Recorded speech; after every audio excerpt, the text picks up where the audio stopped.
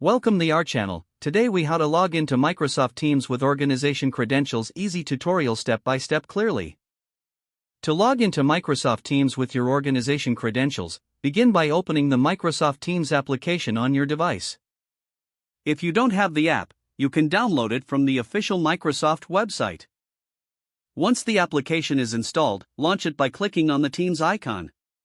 When the application opens, you will see a sign-in screen. Enter your organization email address in the provided field. Click on the Next button to proceed. Now, you will be redirected to the login page for your organization. Enter your password in the password field. Click on the Sign In button. If your organization requires multi-factor authentication, follow the prompts to complete that process. Once authenticated, you will be taken to the Teams dashboard. Take a moment to explore the interface and familiarize yourself with the features available. Congratulations, you are now logged into Microsoft Teams using your organization credentials. If the page does not load, refresh the browser or try again in a private or incognito window. Make sure you are using the correct email address, then retype it carefully to avoid small typos. If your password is not accepted, use the reset option and create a new strong password you can remember. Check your spam folder for verification or security emails, then complete any requested confirmation steps.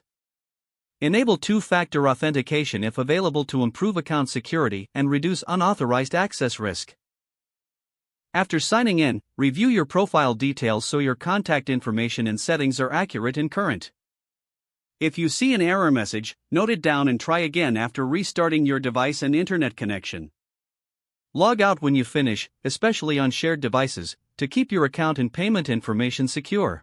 If the page does not load, refresh the browser or try again in a private or incognito window. Make sure you are using the correct email address, then retype it carefully to avoid small typos. If your password is not accepted, use the reset option and create a new strong password you can remember. Check your spam folder for verification or security emails, then complete any requested confirmation steps.